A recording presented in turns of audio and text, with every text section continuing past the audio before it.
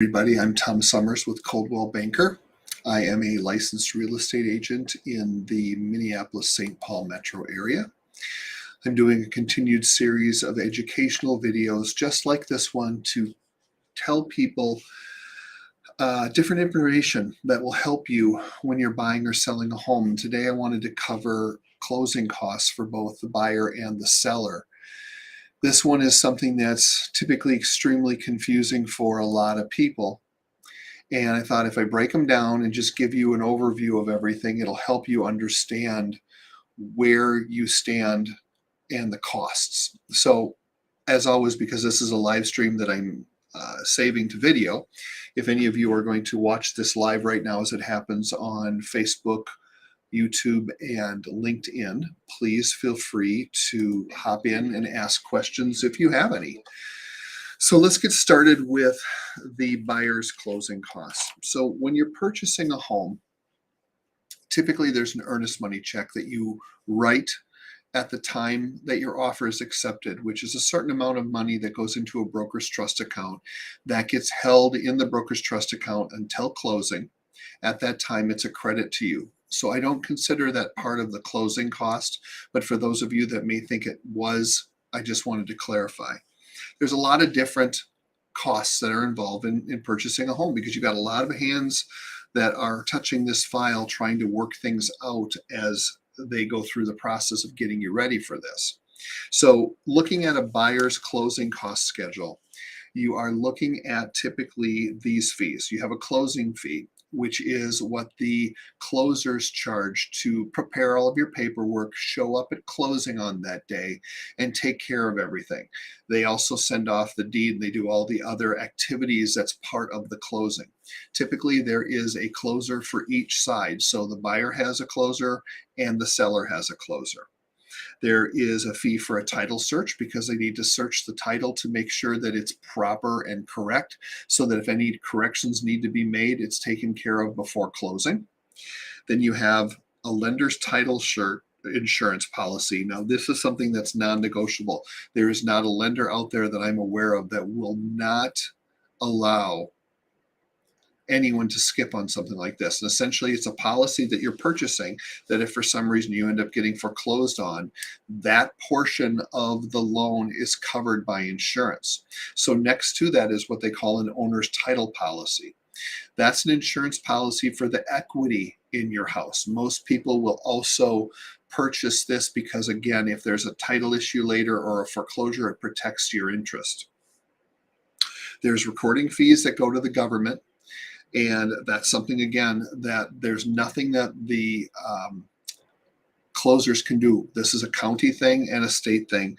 So they have a mortgage registration tax, which they charge you a percentage of whatever the mortgage is going to be because they're making money from the buyers as well as the sellers. Then there's also the construction of the escrow account. So it's part of your closing cost. And a fair way to look at this as a buyer is your closing costs are going to be about 3% of whatever the purchase price of the home is. And that's broken down into these different fees along with your escrow account. So for those of you that don't know what an escrow account is, an escrow account is something that the lender asks to be started on your behalf before you make your first mortgage payment. And they'll usually take 2 to 4 months of property taxes and 2 to 4 months of homeowners insurance to establish these accounts. Then when you make your house payment is made up of principal, interest, and then your taxes and insurance. The taxes and insurance go in to these escrow accounts, and every 6 months, your lender will pay them on your behalf. So it's like a forced savings account. So when you sell your home, if you have excess money in either one of these accounts that hasn't been used yet because of the time of year you close, you get that money back. On top of all that, they're going to charge you to record the deed, and they're going to charge you to record the mortgage, which is typically the buyers always pay for that. There's also a broker admin commission. This is something that almost every broker that I'm aware of charges, and it's a fee that goes directly to them.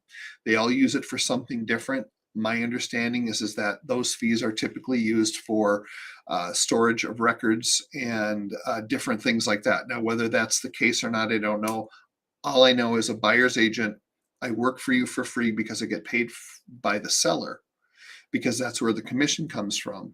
But there is the $4.99 fee, which is charged on both sides of the fence, whether you're a buyer or you're a seller.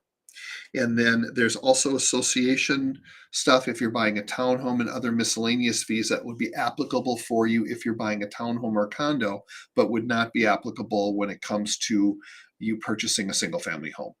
So when I say to a client, you're going to be sending about 3% for closing costs, that's what you're basically paying for, is all of these different fees that go into putting you in that house. There are some people who will complain about the different fees, whether it's a government fee or something else. I understand that, but it is what it is, and the closers can't change any of that. So until legislation changes, you're going to be stuck paying your mortgage registration tax. There's also sometimes a conservation tax and different things like that. It's just the way it goes. On the seller side, you have that broker admin commission as well, which goes again directly to the broker. Then you have recording fees. You have the conservation fee. You have your closing fee, where that goes to the actual closer who's doing all of your paperwork. Then typically there'll be an extra fee if you have loans to pay off, or if you want your proceeds wired, there's going to be another fee, because you can usually get something wired to you, or you can take a check right then and there at closing and you can put that into your bank. So again, it's your choice as to how you want to do it. There's going to be a state deed tax. They're going to hit you for that, as well as a release of lien or satisfaction of mortgage fee as well, if there is a remaining balance on any mortgages on your property. So every single one of these, there's a fee for, because every single one of them is an extra step that has to be taken, some with certain sales versus others. So there's things you have to kind of think, okay, these things could be part of these closing costs. Typically, the closing costs, the amount for sellers is less than for buyers, because the mortgage and all of the things that go into that require a lot more than someone who's physically selling their home off.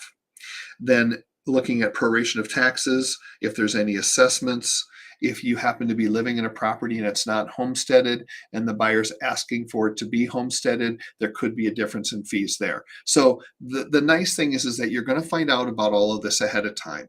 And about 4 days before closing, you will get a breakdown, which they call an ALTA. And this ALTA will break every one of these fees I'm telling you about down to the penny, so you'll know exactly what your bottom line is. I just think it's important that people are aware that it shouldn't be something that's scary. It's something that's very common, and it's part of buying or selling a property.